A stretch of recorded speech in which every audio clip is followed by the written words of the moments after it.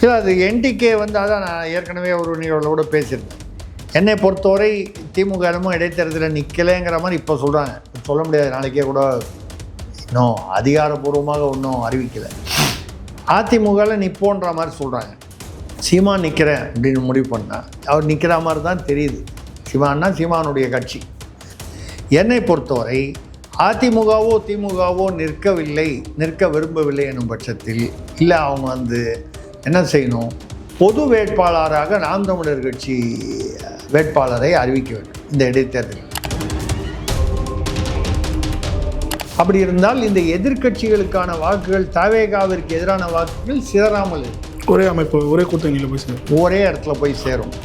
அது இல்லாமல் திமுகவும் நின்று அதிமுகவும் நின்று ஒரு நாம் தமிழர் நின்னா தவேகாவிற்கு எதிரான வாக்குகள் வந்து சிதறி போகும்போது பொதுவாகவே ஆளுங்கட்சிக்கு தான் வந்து இடைத்தேர்தலில் வாய்ப்புகள் அதிகம்னு சொல்லுவாங்க. இது இயல்பாகவே ரொம்ப அபூர்வமாக தான் எதிர்க்கட்சிகள் ஜெயிக்கிறோம். அந்த மாதிரி ஒரு நிலைமை வராமல் இருக்க வேண்டுமானால் நாம் தமிழர் கட்சி வேட்பாளர்களை பொது வேட்பாளர்களாக எல்லா எதிர்க்கட்சியும் சேர்ந்து நிற்க வைக்கிற மாதிரி நிற்க வைக்கும். அவ்வளவு ஒற்றுமையும் அரசியல் முதிர்ச்சியும் நல்ல எண்ணமும் தமிழ்நாட்டு அரசியல் கட்சிகளுக்கு இருக்கிறதா என்ற கேள்விக்கு பொறுத்திருந்து பார்ப்போம்.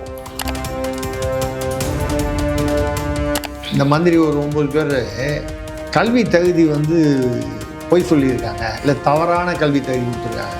ஒரு மந்திரி வந்து பிடெக் ஐடின்னு போட்டிருக்காரு. அவர் 7 வருஷமாக அரியர்ஸ் வச்சுருக்காராம், பாஸ் பண்ணல. ஆனால் பிடெக்னு போட்டார். அது இல்லாமல் அவருடைய கல்வி தகுதி என்னன்னு பார்த்தா 12ஆம் கிளாஸ். அப்புறம் ஏதோ ஒரு டிப்ளமான்னு போட்டிருக்காரு. அந்த டிப்ளமா என்னன்னு விசாரித்தா அது வந்து டுபாக் ஒரு டிப்ளமா இது மாதிரின்னு சொல்லி ஒரு மந்திரி பேரில் இருக்குது. இந்த மாதிரி ஒரு 9 பேரில் அந்த கல்வி தகுதி பிரச்சனை இருக்குது. இல்லை, எது எப்படி வரும்னு தெரியாது. இப்போ விஜயுடைய முயற்சி எல்லாம் என்ன?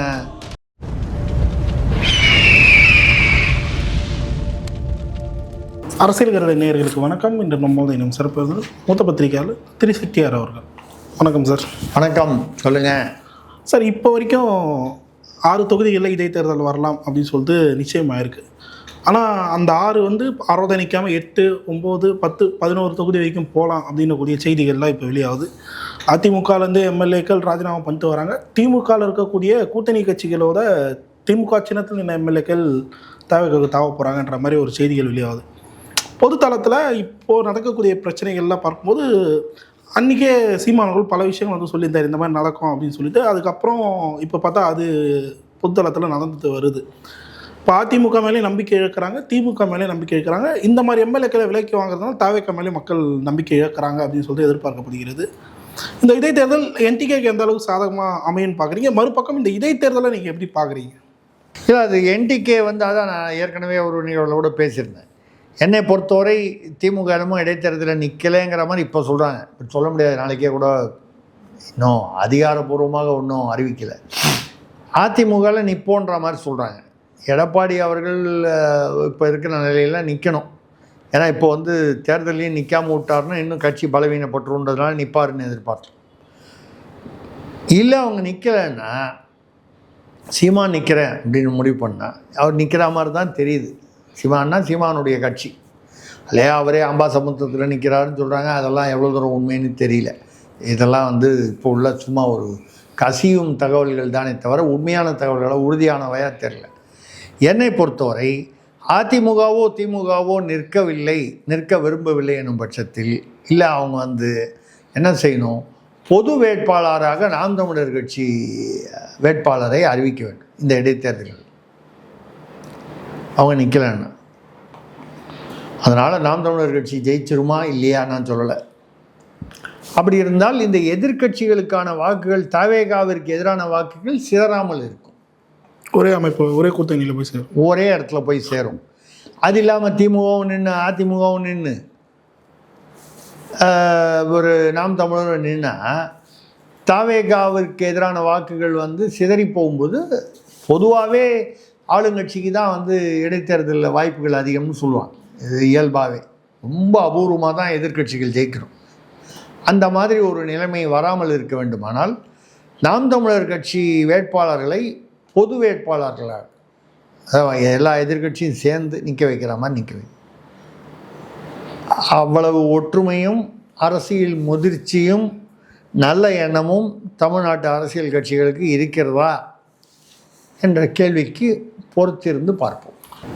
நடிகவேல் எம்ஆர் ராதா அவர்கள் வந்து ஒரு அந்த காலத்தில் 50-60களில் வந்த ஒரு சினிமாவில் வந்து கேட்போம், ஏண்டா நேற்று வரைக்கும் காசை வாங்கிட்டு அவனோட கிளைண்ட்டுக்கிட்ட காசை வாங்கிட்டு கோர்ட்டில் தினம் பொய் சொல்லிட்டு இருந்தான வக்கீல், திடீர்னு ஒரு நாள் அவனை வந்து நீங்கள் நீதிபதி ஆக்கி விட்டுட்டிங்கன்னா மறுநாள்லேருந்து அவன் எப்படா வந்து உண்மையை பேசுவான், நேர்மையாக இருப்பான்னு எதிர்பார்க்குறீங்க. அவன் 25 வருஷமாக வக்கீலாக பொய் சொல்லியே பழக்கப்பட்டவன். அதனால் வழக்கறிஞர்கள் யாரையும் வந்து குறைவாக பேசுகிறதா இல்லை. வழக்கறிஞர்கள் என்பவர்கள் உண்மையோ பொய்யோ தன்னுடைய வாடிக்கையாளர் யாரோ அவருக்கு தகுந்த மாதிரி பேசுவாங்க. இப்போ கொலை பண்ணவனு கூட ஒரு ஒரு ஒரு வழக்கறிஞர் வந்து, இல்லைங்க அவர் கொலை பண்ணும்போது யாருங்க சாட்சி பார்த்தா, அவர் தெரியும் அவன் கொலை பண்ணிட்டான்னு, அதில் ஏதாவது சட்ட இடுக்கில் வந்து அவரை காப்பாற்ற முடியுமான்னு பார்க்குறாங்க. அப்போ அந்த இடத்துல ஒன்று பொய் பேசுவார், இல்லை உண்மையை மறைப்பார். இது வழக்கறிஞர் தொழிலுக்கே உண்டான ஒரு ஒரு ஒரு இயல்பு. அதை வச்சுட்டு அவர் கிண்டலாக பேசுவார். 25 வருஷமாக பொய் பேசிகிட்டு இருக்கிறோன்னே திடீர்னு ஒரு நாள் நீங்கள் ஜட்ஜ் ஆகிட்டீங்கன்னா அவன் மறுநாள்லேருந்து உண்மை தான் பேசுவான், நேர்மையாக தான் வந்து எல்லாம் தீர்ப்பு கொடுப்பான்னு எப்படா எதிர்பார்க்குறீங்க? நம்ம நீதித்துறையை குறை சொல்கிறதுக்காக இதை சொல்ல. அதே மாதிரி தான் நீங்கள் வரும்போது தாவேகால வந்து 234 பேரில் 115 பேர் திமுக அதிமுகலேருந்து வேட்பாளர் அதில் 55 பேர் நம்ம ஜெயிச்சிருக்காங்க. இப்போ வர்றதெல்லாமும் அதிமுகலேருந்து நிறைய பேர் வந்திருக்காங்க, 1-2 பேர் மற்ற கட்சிகள்லேருந்து வந்திருக்காங்க. இவங்கெல்லாம் அங்கே ஊழல் பண்ணி ஏற்கனவே சொத்து குவிப்பு வழக்கு, இங்கே வர்றதே எதுக்காக வராங்க? இந்த வழக்கெல்லாம் சரி பண்ணிக்கணும். இப்போ நம்ம புதுக்கோட்டை விஜயபாஸ்கர் சுகாதாரத்துறையில் இருந்தார். இப்போ இவங்க இந்த 4 பேர் முதல்ல இந்த 3+1 இந்த மரகதம் குமாரவேலு, அப்புறம் பெருந்துரை ஜெயக்குமார், சத்யபாமா, அப்புறம் இசை சுப்பையா, இவங்க கதியே இன்னும் தெரியல. அதை சட்டபூர்வமாக இன்றைக்கி தான் போய் பார்க்குறாங்க தங்களுடைய விளக்கத்தை கொடுக்கறதுக்கு. இது இவர் சபாநாயகர் என்ன செய்ய போகிறாரு? சபாநாயகருக்கு வந்து நோட்டீஸ் இஷ்யூ பண்ணியிருக்காங்க. மீடியாவில் வந்து அந்த வழக்கு தள்ளுபடின்லாம் வந்து பொய்யாது யாரோ வழக்கம் போல். அப்போ டிஎம்கே ஐடி விங்கி பரப்பிச்சு பொய் செய்தியில், இப்போ அதுக்கு பதிலாக தாவேகா ஐடி விங்கி பரப்புது. இது கூட நடுவில் கொல்லூர் மூகாம்பிகை கோயிலுக்கு போய்ட்டு காரில் போகும்போது அவர் முதல்வர் விஜய்க்கு பக்கத்தில் என்னமோ ஒரு கப்பு இருந்துச்சு, அந்த கப்பில் என்னமோ இருந்துச்சுன்னு சொல்லி எல்லாம் டெலீட் பண்ணுங்கள், ப்ரோட்டோகால் வரக்கூடாது. ஏன் முதல்ல அந்த ஃபோட்டோவே எடுத்து ஏன் போட்டிங்க? நான் கூட சொன்னேன், அது ஏன்பா வந்து நம்ம தப்பாக எடுத்துக்கணும், அது வந்து மதுவா இதுவா நம்ம ஏன் எடுத்துக்கணும்? ஏதாவது கோயிலில் தீர்த்தங்கிட்ட கொடுத்துருப்பாங்க, அது ஏதாவது கப்பில் வச்சுக்கிட்டு குடிச்சிட்டு வந்தாரோ நம்ம கோயில் கொல்லூர் மூகாம்பிகை தீர்த்தம், நம்ம ஏன் தெரியாமல் சொல்லுவாங்க?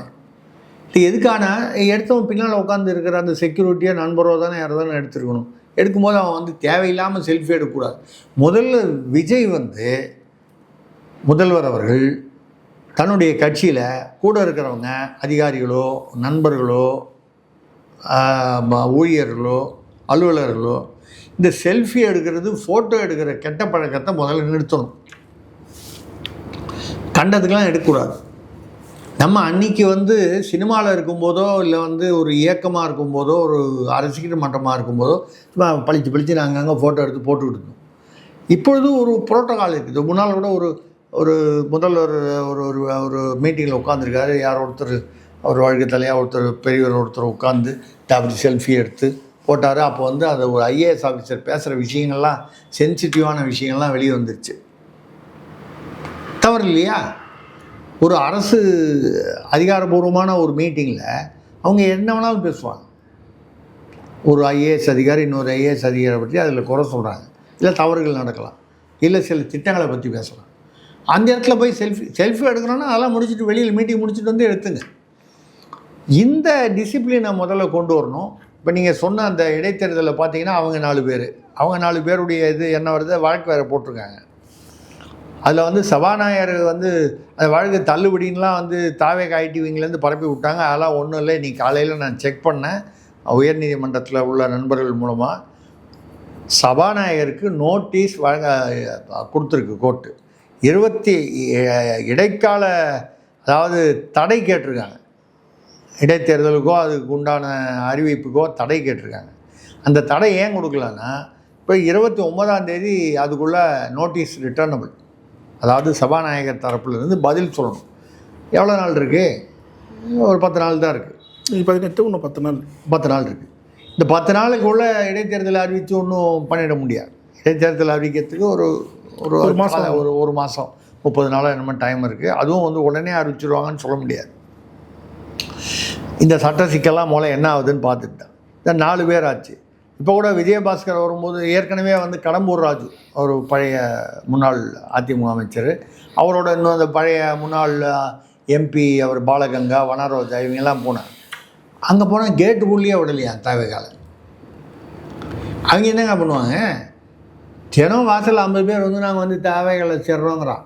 50 பேருங்கிறது வெறும் தொண்டர் லெவலில் இல்லை, ஏதோ அதிமுக முன்னாள் நிர்வாகிகள், வேறு கட்சியில் இருந்தவங்க, போகிறவங்க வரவங்க, இப்படி ஒரு அட்லீஸ்ட் ஒரு 20-30 பேராக வந்தால் இவங்க உள்ளே வர வர கூட பார்த்தீங்கன்னா ஒரு 10 பேர் வந்து தாவேகால உள்ள ஏற்கனவே தேர்தலுக்கு முன்னாலே தாவேகால இருந்தவன் எம்எல்ஏக்களோ நிர்வாகிகளோ நாங்கள் போராட்டம் எதிர்குரல் எழுப்பியிருக்காங்க.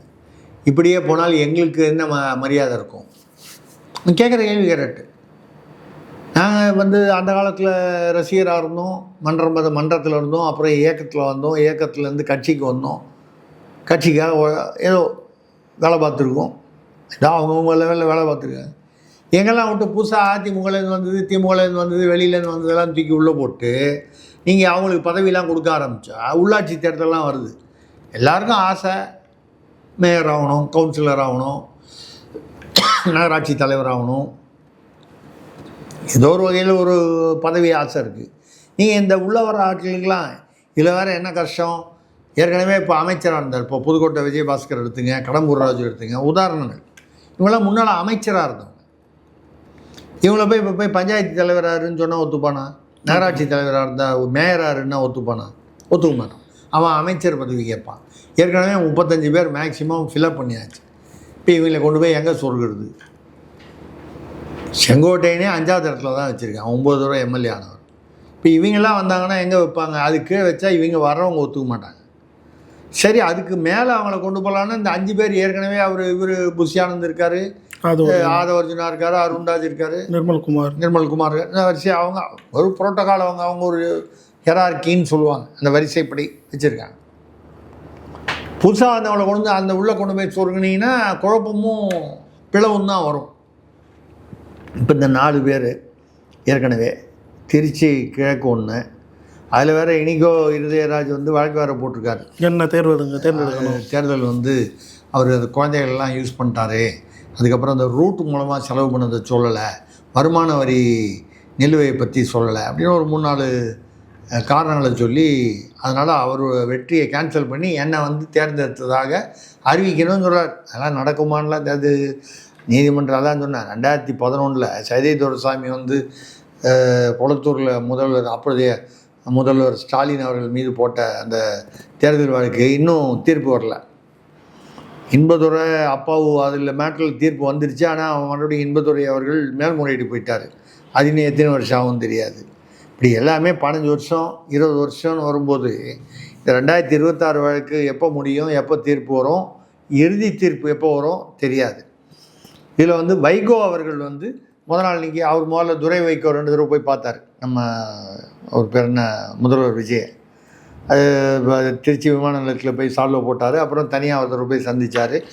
நாங்கள் எங்கள் ஆள் 2 பேரும் கடையநல்லூர் சீர்காழின்னு நினைக்கிறேன், 2 இடத்துலையும் நாங்கள் வந்து ராஜினாமா பண்ணி சொல்கிறோம்.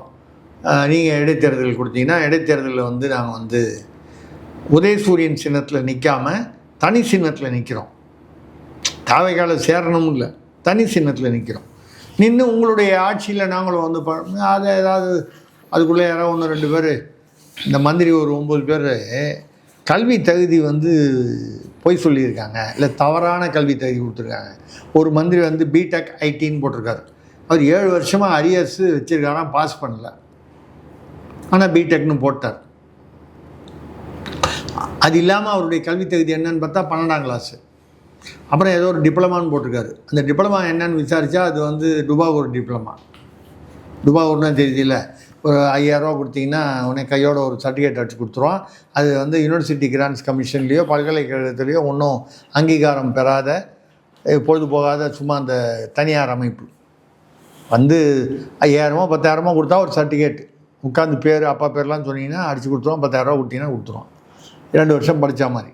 நான் டுபாக்கு ஒரு டிப்ளமோ இது மாதிரின்னு சொல்லி ஒரு மந்திரி பேரில் இந்த மாதிரி ஒரு 9 பேர் பேரில் அந்த கல்வி தகுதி பிரச்சனை இருக்குது. இல்லை எது எப்படி வரும்னு தெரியாது. இப்போ விஜயுடைய முயற்சி எல்லாம் என்ன, அவர் வந்து 107 இந்த 108 ஒன்று திருச்சி கிழக்கு கழிச்சா 107. இந்த 5 இப்போது 4 5 அந்த திருச்சி கிழக்கு சேர்ந்தா 5 இப்போதைக்கு வச்சுக்கிட்டா, விஜயபாஸ்கர் வந்து இது சேர்த்தா 6ன்னு வச்சுக்கிட்டிங்கன்னா 6னா 113 ஆச்சு. எனக்கு தெரிஞ்சு வைகோ 2 பேர் ரெடியாக இருக்கார். நேற்று போய் 3/4 மணி நேரம் பேசிட்டு வந்துட்டார். சூப்பர் ஆட்சின்ட்டார். யாருது? தாவேக்காவது.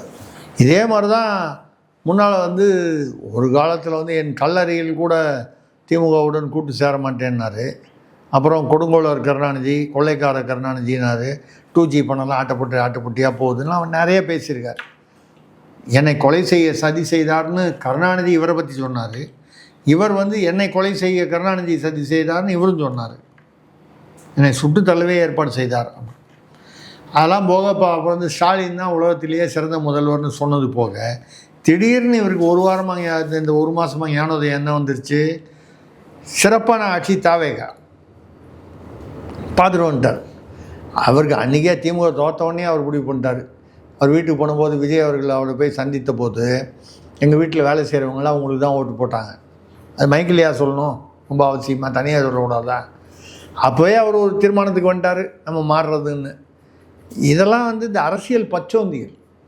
நீங்கள் அப்போ அந்த வைகோவை நம்பி ஒரு 5 பேரை நம்ம தீ குளிச்சான் பாருங்கள், அவன் நிலைமையை நினச்சி பாருங்கள், எவ்வளோ பைத்தியகாரம் பாருங்கள். ஏ மாதிரி திமுகவை நம்பி தீ குளித்தவனாமல் இந்த இந்தி மொழி போராட்டத்திலலாம் தீ குளிச்சா கடைசியில் அவங்க பள்ளிக்கூடத்தில் ஹிந்தி தான் கற்றுறாங்க சிபிஎஸ்சியில். இந்த தீ குளித்தவெல்லாம் பைத்தியக்காரனா இல்லையா? அது என்ன அவன் தீ குளித்தான்னா இல்லை குளிக்க வைக்கப்பட்டானான்னு தெரில. ஏன்னா இவங்களாம் யார் வேணாலும் என்ன வேணாலும் செய்வாங்க. ஏன்னா ஒருத்தர் கொஞ்சம் லூஸாக மென்டலாக அலையிறான்னு வைங்க, அவன் தலையில் வந்து அதை பெட்ரோலை ஊற்றி கொளுத்திவிட்டு அவர் தொண்டர் அவன் குடும்பத்துக்கு ஒரு 1 லட்சமோ 2 லட்சமோ கொடுத்தா முடிஞ்சு போச்சு.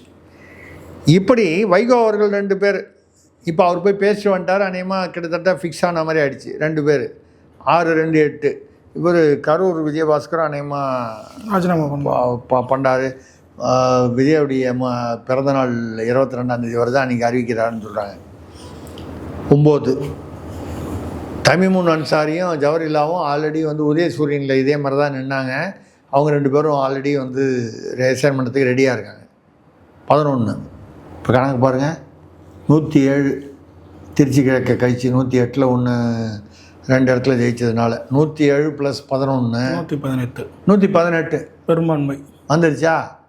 இன்னும் ஏதாவது 1 2 பேர் வந்தால் வச்சுக்கலாம்.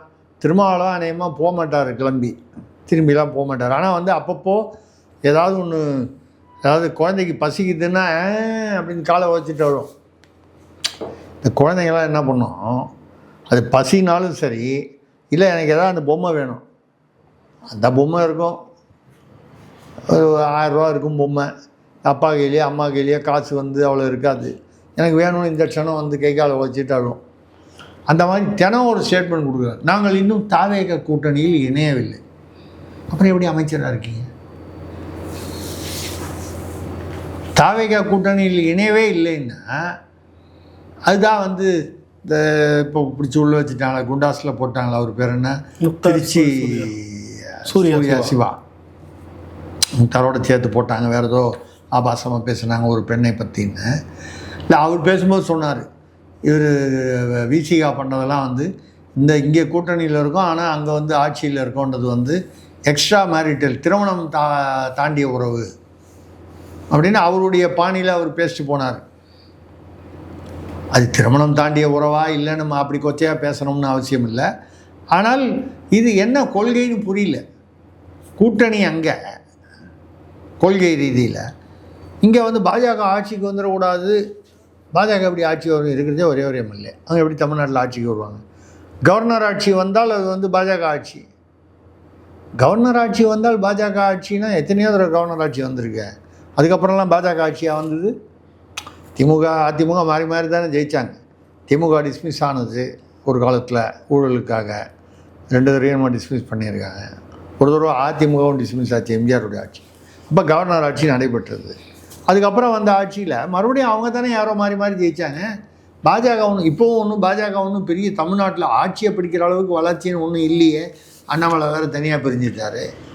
அப்படி இருக்கும் பொழுது நீங்கள் கணக்கு பார்த்தா இவங்க எங்கே கொண்டு போகிறாங்கன்னா இந்த 11, 12ன்னு இந்த இடைத்தேர்தலை கொண்டு போவாங்க போல இருக்கு. குறைந்தபட்சம் ஒரு 12 சீட்லேயாவது இடைத்தேர்தல் கொண்டு வந்தால் அப்பொழுது என்ன ஆகும்? தாவேகாவிற்கே இப்போது நம்ம வைகோ 2 பேர் நிற்கிறாங்க உதயசூரியனில், ரிசைன் பண்ணிட்டு வராங்க. தனி சின்னத்தில் நிற்கிறாங்கிறார். அதெல்லாம் முடியாதுங்க, விசில் சின்னத்தில் தான் நிற்கணும்னு. ஆனால் என்ன சொல்ல போகிறார்? நிற்க தான் போகிறாங்க. விசில் சின்னத்தில் நின்று ஜெயிச்சிட்டாங்கன்னா அப்புறம் இப்போ அந்த ஆட்சி முடிகிற வரைக்கும் கவலை இல்லையே. அது ஜவஹர்லாவாக இருக்கட்டும், இல்லை தமிமுன் அன்சாரியாக இருக்கட்டும், விசில் சின்னத்தில் நின்றுட்டாங்கன்னா முடிஞ்சு போச்சு இல்லை. அப்போ 118, இப்போ நீங்கள் அந்த கணக்கு பார்த்தா கரெக்டாக அந்த 11 அங்கே தான் வருது, 118க்கு வருது. மேபி ஒரு 1-2 பேர் கூட சேர்த்துக்கலாம் ஒரு சேஃப்டிக்கு. அதாவது மன்னார்குடி காமராஜ் ஒருத்தர் இருக்கார், அமமுகலேருந்து வந்தவர். அது மாதிரி யாராவது 1-2 பேர் வெளியிலேருந்து வந்தால். ஆனால் எங்கே பிரச்சனை வரும்னா, இப்போ இந்த விஜயபாஸ்கர் வந்துடுறாரு, அந்த விஜயபாஸ்கரும் வராரு. இப்போ கடம்பூர் இவங்களாம் முன்னாள் அமைச்சர்கள். இவங்க எந்த பதவியுமே இல்லாமல் இவங்களால் சும்மா உட்கார முடியாது. எந்த அரசியல்வாதிக்குமே சும்மா உட்கார முடியாமல் தானே கட்சி மாறுறாங்க. அப்போ அவங்களுக்கு அந்த பதவி கொடுக்கலன்னா தாவேகாவுக்குள்ளே ஏற்கனவே அங்கே புஷி ஆனந்த் வர்சஸ் ஆதவ் வர்சஸ் ஜான் ஆரோக்கியசாமி, இப்படிலாம் நிறைய கோணங்கள் இருக்குது. இது ஏதோ தாவேகால மட்டும்தான் இருக்குன்னு இல்லை, எல்லா கட்சியிலும் உள்ளது தான். அது திமுகலையும் இருக்குது, அதிமுகவில் இருக்கிறது வெளிப்படையாக வெளியே வந்துருச்சு. அப்போ தாவேகாலையும் இந்த உட்பிளவு, விரிசல், கோஷ்டி பூசல் இதெல்லாம் அதிகமாகும். சில சமயம் நகைச்சுவையாக பேசுகிறது. இப்போ காங்கிரஸில் விஸ்வநாதன் ராஜேஷ் குமார்னு ஒரு அமைச்சர் இருக்கார், காங்கிரஸை சேர்ந்த தமிழ்நாட்டில். இந்த 2 பேர் அமைச்சரான அவர் சொல்கிறார், மேகதாதுவில் அணை மட்டும் கட்டப்பட்டால், கர்நாடகா அணை கட்டினால் நான் என்னுடைய அமைச்சர் பதவியை ராஜினாமா செய்து விடுவேன். டிகே சிவகுமார் அங்கே முதலமைச்சர் ஆகிறதுக்கு முன்னாலேயே பூமி பூஜை போடுவேன்னு சொல்லிட்டாரு. கட்டுடுவாங்களான்னு தெரியாது, கட்டுறதுக்கான ஏற்பாடுகளில் இருக்காங்க. சரி, இவர் ராஜினாமா பண்ணால் என்ன?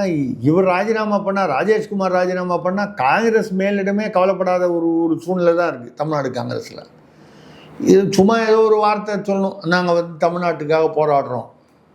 அப்படி போராடுறதா இருந்தால் முதல்வர் விஜய் அவர் தப்பா இவர் வராண்டார். அவர் பேர் என்ன, கேரள முதல்வர் சதீஷன் முல்லை பெரியாரை பற்றி பேசுகிறதுக்காக அவங்க சட்டமன்றம் முடிஞ்சதுக்கப்புறம் முதல்வர் விஜயுடன் பேசிட்டோம். அதே மாதிரி டிகே சிவகுமாரை போய் பார்த்து பேசலாமே. யார்? முதல்வர் விஜய் பார்த்து, ஐயா இந்த பாரு அந்த இதை மேகதாது கட்டாதீங்க, நம்ம பேசி அதுக்கு என்ன ஒரு தீர்வு, உங்கள் பக்கத்தில் ஒரு ப்ரப்போசல் கொடுங்க, எங்கள் பக்கத்தில் ஒரு ப்ரப்போசல் கொடுக்குறோம், ஒரு கமிட்டி போடுவோம், பேசுவோம். நீங்கள் பாட்டில் கட்ட ஆரம்பித்தா அது எங்களுக்கு சிக்கலாயிரும். இங்கே விவசாயிகள் ஏற்கனவே போராட்டத்துக்கு வந்துட்டாங்க. நிறைய இடங்களில் மேட்டூர் தண்ணி என்னைக்கு திறக்கணுமோ 5 நாள் ஆச்சு, இன்னும் திறக்கலை.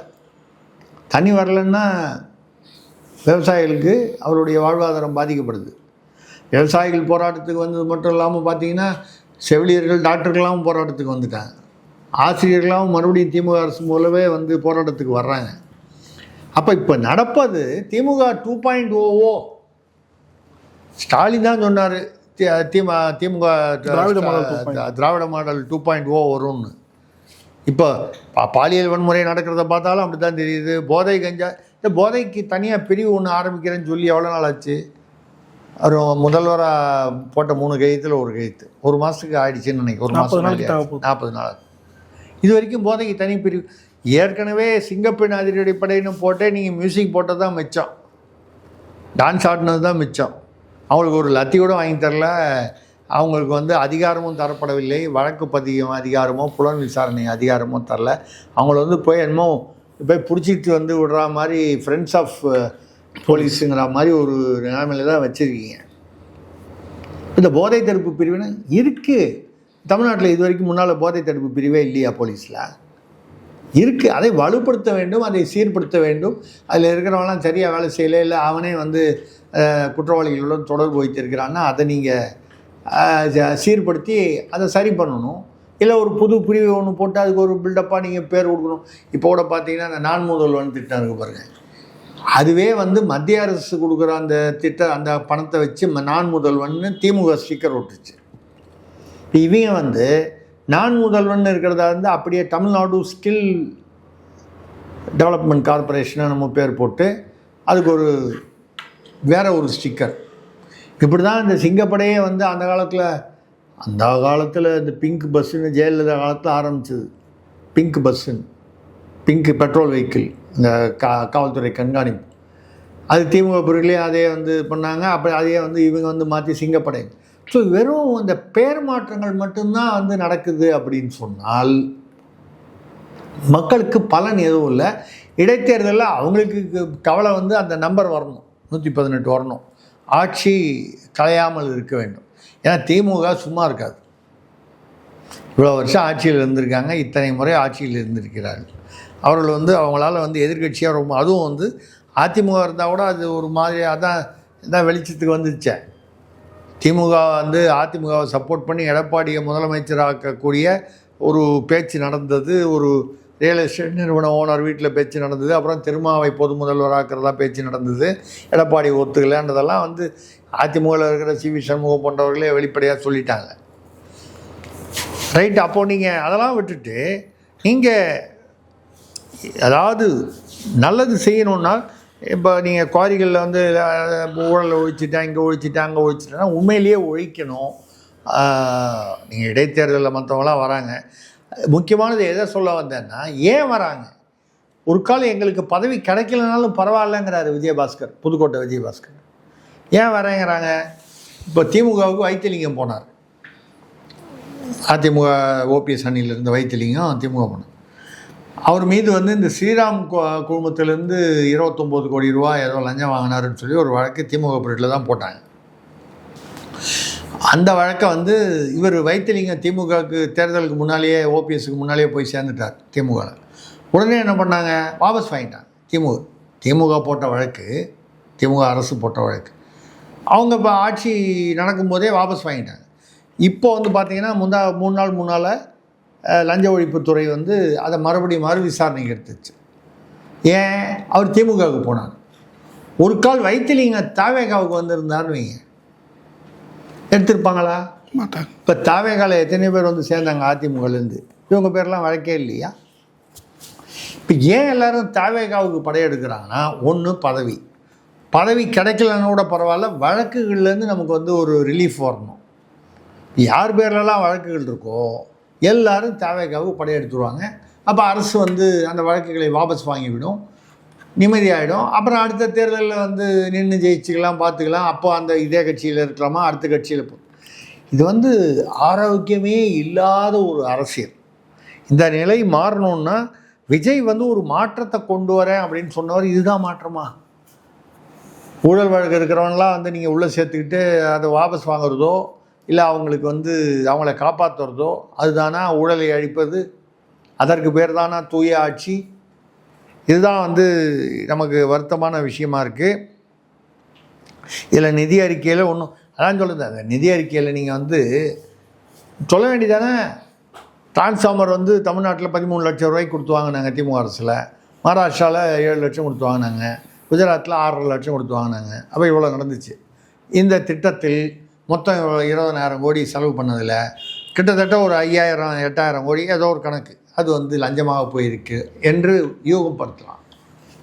இப்படி இதெல்லாம் குறைச்சா வருஷத்துக்கு இவ்வளோ லட்சம் கோடி குறைக்கலாம், இல்லை 1000 கோடி குறைக்கலாம், செலவினங்கள் குறையும். இப்போ வருமான பற்றாக்குறை டெஃபிசிட்னு சொல்லுவோம். இப்போ 78,000 கோடின்னு இதை வந்து நம்ம வந்து 38 48 கொண்டு வர முடியும்.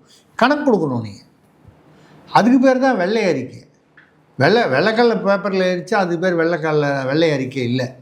அந்த மாதிரி வந்து இவர்கள் செய்ய தவறிவிட்டார்கள். இப்போ கூட வந்து பார்த்திங்கன்னா இந்த மருத்துவத்துறையில் செங்கல்பட்டில் பார்த்திங்கன்னா ஒரு அரசு மருத்துவமனையில் மின்வெட்டு அதிகமாக இருக்குது. எங்கே பார்த்தாலும் திமுக காரங்க தான் காரணம்னு சொல்கிறாங்க. எல்லா இடத்துலையும் திமுகவினால் வந்து இருக்காது, 1-2 இடத்துல இருக்கலாம். அதே சமயத்தில் தமிழ்நாடு பூரா திமுக காரங்க தான் வந்து மின்வெட்டு ஏற்படுத்துகிறாங்கன்னா அப்புறம் எதுக்கு நம்ம ஒரு அரசு, எதற்கு அதிகாரிகள், அமைச்சர்கள்? அப்படி பண்ணவன் எவனாவது திமுககாரன் திமுக அனுதாபின்னா அவனை பிடிச்சி தூக்கி உள்ளே வச்சிங்கன்னா 4 பேரை உள்ளே வச்சிங்கன்னா அடுத்தவன் பயப்படுவான்ல. செங்கல்பட்டில் அரசு மருத்துவமனையில் செல்ஃபோனை வச்சுக்கிட்டு எமர்ஜென்சி அவசர சிகிச்சை நைட்டில். அதுக்கப்புறம் ஒரு அம்மா வீட்டில் வந்து 4 மணி நேரமாக வந்து மின்வெட்டுன்றதுனால ஆக்சிஜன் அந்த வெண்டிலேட்டரில் வச்சுருக்காங்க. வீட்டிலேயே ஆக்சிஜனில் அந்த மாதிரி இறந்து போச்சு. அதோட ஒரு ஆகாஷ் என்ற தாவேக நிர்வாகி சுரண்டை நம்ம தென்காசி பக்கத்தில் பாம்பு கடிச்சிருச்சு அவரையும் அவருடைய நண்பரையும். 6 ஆஸ்பத்திரிக்கு காலைல நைட்டு 8 மணிலேருந்து காலையில் 6 மணிக்குள்ளே சுரண்டையிலேருந்து விகே புதூர்லேருந்து ஆலங்குளத்துலேருந்து திருநெல்வேலியிலேருந்து மறுபடியும் சுரண்டை 5 ஆஸ்பத்திரிக்கு 6 ஆஸ்பத்திரிக்கு மாறி மாறி எடுத்துகிட்டு போயிருக்காங்க. எங்கேயுமே பாம்பு கடிக்கான மருந்து இல்லை. அரசு மருத்துவமனையில் 6 மணிக்குள்ளே போயிட்டாங்க. யார்? பொதுமக்களாக இருந்தாலும் தாவேக்கான அவங்களுக்கு ஒன்றும் சிறப்பு உரிமை கொடுக்கணும்னு சொல்லலை. தாவேக்கால இருக்கிறவன் தொண்டனாக இருந்தாலும் மனிதன் தானே, தமிழ்நாட்டு குடிமகன் தானே. அவன் தாவேக்கால இருந்தான்னா அவன் திமுகவாகவே இருக்கட்டும் அதிமுகவே இருக்கட்டும் இல்லை இப்போ எந்த கட்சியும் சாராத பொதுமக்களாக இருக்கட்டும். அப்போது அரசு இதில் பார்த்தீங்கன்னா அவர் மா சுப்பிரமணியம் அவர்கள் மாசு சார் அப்படி இந்த சார் மரியாதை இன்னும் ஒரு மரியாதை கொடுக்க விட மாட்டேன்றீங்களா? இல்லை நீங்கள் அந்த சாருக்கு போயிட்டீங்கன்னா அந்த சார் இந்த சாரும் ஒரே சார் தானான்னு எனக்கு தெரியாது. இந்த சார் வேறு அந்த சார் வேறையா இல்லை ஒரே சார் தானா நமக்கு தெரியாது. மாசு சார் அப்படின்னு மரியாதைக்காக சொன்னேன். அவர் வந்து சொல்லும்போது அடிக்கடி சொல்லுவார், எடப்பாடி வந்து எதிர்கட்சி தலைவருங்கிற முறையில் வந்து இல்லை அரசு மருத்துவமனையில் அங்கே இல்லை பாம்பு கடி மருந்து, இங்கே விஷக்கடி மருந்து, பாம்பு தேள் இதுக்கெலாம் பாம்பு கடிக்கு தனி மருந்து, தேள் கடிக்கு தனி மருந்து, பூரான் கடிக்கு தனி மருந்து, அதெல்லாம் இல்லைம்பார். இல்லை எல்லா இடத்துலையும் இருக்குதுன்னு இவர் சொல்லுவார். யார் போய் பார்க்குறது தெரியாது. இப்போது தாவேக ஆட்சியில் சுகாதாரத்துறை மந்திரி என்ன பண்ணுறாரு? ஒரு தாவேக தொண்டர் அவருடைய நண்பர் 2 பேர் 5 அல்லது 6 அரசு மருத்துவமனைகளில் சுரண்டை, விகே புதூர், ஆலங்குளம், திருநெல்வேலி இப்படி சுற்றி வந்து மருந்து இல்லாதனால் சிகிச்சை கொடுக்க முடியாமல் உயிரிழந்திருக்கிறார்கள். சுகாதாரத்துறை அமைச்சர் வந்து உண்மையிலேயே சொல்லணும்னா அது யார்? இப்போ யாருன்னே நமக்கு மனசில் பதியல. அருண்ராஜ் ஐஆர்எஸ் அவர் ஒரு தாவேகாவுடைய இப்போ ஏன் வந்து தாவேகான்னு குறிப்பிட்டு சொல்கிறேன்னா, தாவேகானா உள்ளூரில் கண்டிப்பாக தாவேகா நிர்வாகிகள்லாம் நம்மளால் ஒருத்தர் பாம்பு கடிச்சிருச்சியா அப்படின்னு கொஞ்சம் ஒரு அழுத்தம் கொடுப்பார்கள். பொதுமக்கள் யாரோ போய் கேட்குறத விட அரசு மருத்துவமனையில் தாவேக்காலந்தான் இவங்க தான் நினச்ச இடத்துல பூந்து ஆய்வு பண்ணுறாங்க. ஹைகோர்ட் கூட கேட்டுக்கிட்டு இருக்கேன் எப்படி ஆய்வு பண்ணுறீங்கன்னு. அது மாதிரி வரும்போது தாவேகாவுடைய நிர்வாகி அல்லது தொண்டருக்கே இந்த கதி என்றால் பாமர மக்கள் எந்த கட்சியும் சாராத கிராமத்து மக்கள், பெண்கள், படிக்காதவர்கள் இவர்களுக்கெல்லாம் என்ன கதியாகும்? இதுவரைக்கும் சுகாதாரத்துறை அமைச்சர் அருண்ராஜ் அவர்கள் இதை பற்றி ஏதாவது பேசியிருக்கிறாரா பாருங்க. இதற்கு விளக்கம் கொடுத்திருக்கிறார். இது அரியலூரில் நீங்கள்லாம் அநேகமாக பிறந்திருக்க மாட்டீங்கன்னு நினைக்கிறேன். அந்த சமயத்தில் அந்த காலத்தில் அரியலூருங்கிறது தமிழ்நாட்டில் இருக்குது. அரியலூரில் ரயில் விபத்து நடைபெற்றது. அப்பொழுது மத்தியில் ரயில்வே அமைச்சராக இருந்த லால்போது பின்னாளில் பிரதமரானவர் ரிசைன் பண்ணார். அவரா ரயில் ஓட்டினார், அவரா சிக்னல் ஃபெயிலியருக்கு காரணமானார். இன்ஃபேக்ட் அவருக்கு அரியலூர் எங்கே இருக்குன்னு மேப்பில் பார்த்தா தான் தெரியும். அவர் பார்த்துருக்கவே மாட்டார். தார்மீக பொறுப்பேற்று ரிசைன் பண்ணார். இந்த நாட்டில் அரசியல் ஒரு காலத்தில் ஆரோக்கியமாகவும் இருந்திருக்கு. ஆரம்பத்துலேருந்தே குட்டிச்சவருன்னு இல்லை, எல்லாரையுமே அந்த ஆரோக்கியம்னு சொல்ல முடியாது. ஆரோக்கியமான அரசியல்வாதிகளும் இருந்திருக்கிறார்கள் இந்தியாவில், தமிழ்நாட்டு உட்பட. அப்போ நீங்கள் வந்து வேலையை ரிசைன் பண்ணணும்னு கேட்கலாம் எதிர்கட்சிகள். ஆனால் ரிசைன் கூட ராஜினாமா பண்ணலான்னு கூட பரவாயில்ல, ஒரு விளக்கம் கொடுக்க வேணாமா? உடனடியாக ஒரு எல்லா மருத்துவமனைகளிலும் அந்த பாம்பு விஷக்கடி மருந்துகள் வந்து இருக்குங்கிறதுக்கு வந்து அதை நீங்கள் உறுதிப்படுத்த வேண்டாமா? குறைந்தபட்சம் உறுதிப்படுத்துகிறோம், அதற்கான ஏற்பாடு செய்கிறோன்ற ஒரு விளக்கமாவது கொடுக்க வேண்டாமா? மக்களுக்கு ஒரு அக்கௌண்டபிலிட்டின்னு இங்கிலீஷில் சொல்லுவாங்க, பொறுப்பு. இந்த பொறுப்பு இல்லையா? இவங்களுக்கு வந்து இதெல்லாமே புரிய மாட்டேங்குது. ஏன்னு கேட்டால் அவர் அரசியல்வாதி இல்லை. அரசியல்வாதியாக இருந்தால் அரசியலும் தெரியும், அதிலேயே ஊழல் பண்ணதும் தெரிஞ்சு போகுது முக்கால்வாசி பேருக்கு, கொஞ்சம் பேருக்கு தெரியலன்னு விட்டால் கூட. இவங்களுக்கு ஐஆர்எஸ் படித்தாருனாலோ இல்லை வேறு ஏதோ சாதாரணமாக இருந்து வந்தாதனாலோ அவருடைய துறையில் அவருக்கு ஒரு விஷயம் தெரிஞ்சிருக்கலாம். இது அடிப்படை விஷயம் இல்லை. அரசு துறை மருத்துவமனையில் ஒரு பிரசவத்துக்கு போகிறாங்க, பிரசவ அறை இல்லை, இல்லை பிரசவத்தில் வேறு எதுவும் இல்லை. திமுக ஆட்சியில் இருக்கும்போது 2006-11 என் சொந்த ஊர் பக்கத்தில் முருக்கங்குடின்னு ஒரு ஆரம்ப சுகாதார நிலையம், அங்கே பிரசவ அறை இல்லை.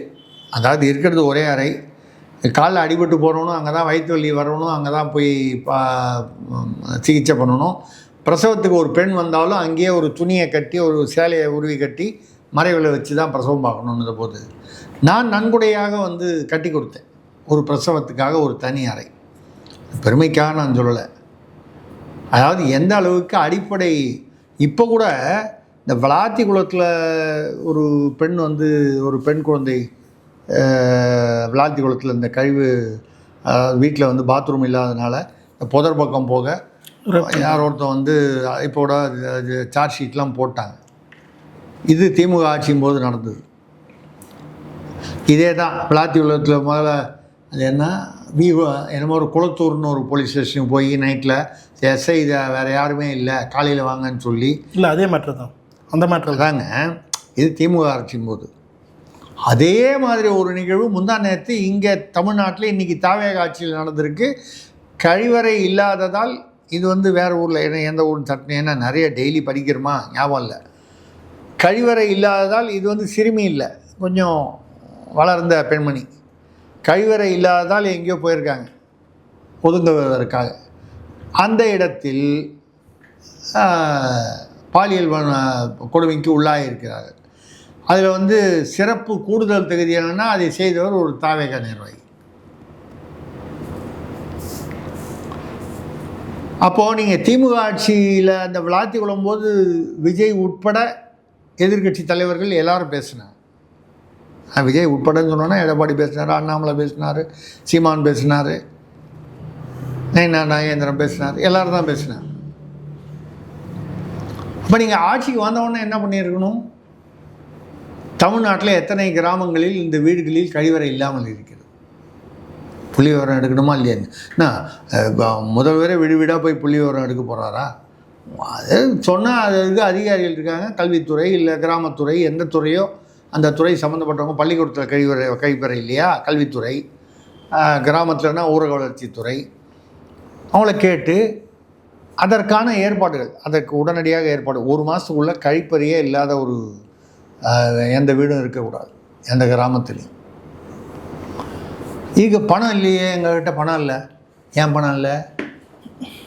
கழிப்பறை கட்டுறதுக்காக மட்டும் தனியாக திட்டம் 2014 மோடி அரசு வந்த உடனே அந்த அரசு 12,000 ரூபா கழிப்பறைக்காக கட்டுறதுக்கு மாநில அரசுகள் அடையாளப்படுத்தி பணம் அவங்க கொடுத்துருவாங்க. எங்கே கழிப்பறை இல்லைங்கிறத அடையாளப்படுத்த வேண்டியது மாநில அரசு பொறுப்பு. ஏன்னா அவங்களுக்கு தெரியாது இந்த கிராமம்னா அவங்க உள்ளே இறங்கி வர முடியாது. மத்திய அரசுலேருந்து ஒரு மாநிலம் மாநில அரசு அடையாளப்படுத்தினால் 12,000 ரூபா அவங்க கொடுத்துட்றாங்க. ஒரு சின்ன கழிப்பறை கட்டுறதுக்கு 12,000 ரூபான்றது ஒரு நியாயமான ஒரு ஏன் அவங்க கொடுக்குறாங்க. ஐயா அந்த திட்டத்தை திமுக அரசு பண்ணல. விளாத்திக்குளத்தை பற்றி பேசுனீங்க, நீங்களும் தான் விமர்சனம் பண்ணீங்க, பெண்களுக்கு பாதுகாப்பு இல்லை. இப்போ குட்டீஸ்ன்னு சொன்னீங்களே, அந்த குட்டீஸுக்கே பாதுகாப்பு இல்லை உங்கள் ஆட்சியில். 8 வயது சிறுமி, 3 வயது சிறுமி, 13 வயது சிறுமின்னு எல்லாம் அந்த இது பேர் என்ன சூலூரில் நடந்தது, பின்னாலேயே விழுப்புரத்தில் நடந்தது. குட்டீஸுக்கே சுதந்திரம் இல்லை. அந்த குட்டீஸை வச்சு தானே ஓட்டே வாங்கினீங்க. உங்கள் அப்பாக்கிட்ட சொல்லுங்கள், அம்மாக்கிட்ட சொல்லுங்கள், சித்தப்பாட்ட சொல்லுங்கள், மாமாக்கிட்ட சொல்லுங்கன்னு சொன்னீங்களே. அந்த குட்டீஸை பாதுகாப்பாக வைக்கணுன்ற ஒரு ஒரு ஒரு நன்றி கடன், ஒரு விசுவாசம் அந்த குழந்தைகள் மீது பொதுவாக நம்மளே கூட சாதாரணமாக யார்கிட்டயா கோவமாக பேசுவோம். ஒரு குழந்தை வந்ததுன்னா உடனே டக்குன்னு முகம் மாறி நம்ம ஒரு புன்சிரிப்பு, என்னம்மா சாப்பிட்டியா, பிஸ்கட் சாப்பிட்றியா. ஒரு குழந்தைகிட்ட வரும்போது, பெரியவர்களிடம் பேசும்போது உள்ளதை விட குழந்தைகளிடம் வரும்போது ஒரு அனுசரணையாக பேசுவோம். அந்த அனுசரணை கூடவா முதல்வருக்கோ முதல்வரை சார்ந்த இந்த அரசுக்கோ இல்லாமல் போய்விட்டது. அதுக்கப்புறம் அந்த குட்டீஸ் அப்படின்னா நீங்கள் தவறாக பயன்படுத்தி நீங்கள் உங்களுடைய ஆட்சிக்கு வரணுன்ற அரசியலுக்காக பயன்படுத்தி கொண்டீர்கள் என்று குற்றச்சாட்டு வழக்கே போட்டிருக்காங்க. அந்த தேசிய குழந்தைகள் நல வாரியம் கூட அதை பற்றி விசாரணை பண்ணிட்டு, அது உண்மையானது இல்லை. இப்போ இந்த அதே அந்த விளாத்திக்குளத்தில் கழிப்பறை இல்லாமல் ஒரு சிறுமிக்கு நடந்த கொடுமை இன்னும் கொஞ்சம் வளர்ந்த பெண்ணுக்கு அதே கழிப்பறை இல்லாதனால வேறு ஒரு மாவட்டம், எந்த மாவட்டமானா இருக்கட்டும், கோவை மாவட்டமான ஞாபகம் இல்லை எனக்கு, ஏதோ ஒரு மாவட்டம் நடக்குது என்றால் நடப்பது, அதாவது இது மட்டும்தான் வேறு பேர் மட்டும்தான். இந்த சேரில் உட்கார்ந்த, அதாவது அப்போ ஸ்டாலின் உட்கார்ந்துருந்தார், இப்போ விஜய் உட்கார்ந்துருக்காரு. ஸ்டாலின் ஏதோ வெள்ளைத்துண்டு போடாமல் வெள்ளைத்துண்டு போட்டு உட்கார்ந்துருந்தார் கீழே சேர் மேலே, இவர் துண்டை எடுத்துகிட்டு உட்கார்ந்தார். இதை தவிர வேறு, இந்த துண்டை தவிர வேறு ஒன்றும் தொண்டில் ஒன்றும் வித்தியாசம் இல்லை. துண்டில் தான் வித்தியாசமே தவிர தொண்டில், மக்கள் தொண்டில் எந்த வித்தியாசமும் இல்லை. அதே மாதிரி மோசமாக தான் இருக்குது என்ற வருத்தமான நிலையை நம்ம பதிவு பண்ணுறோம். இதற்கு உடனடியாக விஜய் அரசியல் ரீதியாக நீங்கள் இடைத்தேர்தலில் ஜெயிக்கணும், அதெல்லாம் ஒரு பக்கம் அரசியல், உங்கள் அரசியலை செய்ய வேணாம்னு சொல்ல. ஆனால் அரசியல் செய்யணுன்றதுக்காக நிர்வாகத்தை விட்டிங்கன்னா அடிப்படை நிர்வாகம். இதுக்கப்புறம் நீங்கள் தொழில் வளர்ச்சி திட்டம், அயுண்டாய் அங்கேருந்து வராங்க போகிறாங்க. அந்த அயுண்டாய் திட்டம் ஏற்கனவே 2025 டிசம்பர்லேயே திமுக ஆட்சியும் போது கைத்து போட்டது. அது இப்போ போய் அந்த அம்மா கீர்த்தனா தொழில்துறை அமைச்சர் அங்கே போயிட்டு பார்த்துட்டு இங்கே அவங்களெல்லாம் கூப்பிட்டு முதல்வரை பார்த்து கை கொடுத்து, இதெல்லாம் வழக்கமான சம்பிரதாயங்கள். அது மூலமாக வேலைவாய்ப்பு ஏற்பட்டு தமிழ்நாட்டில் தொழிற்சாலைகள் அதிகமானால் வரவேற்கிறோம், பாராட்டுகிறோம். ஆனால் இந்த விளம்பர அரசியலை தாண்டி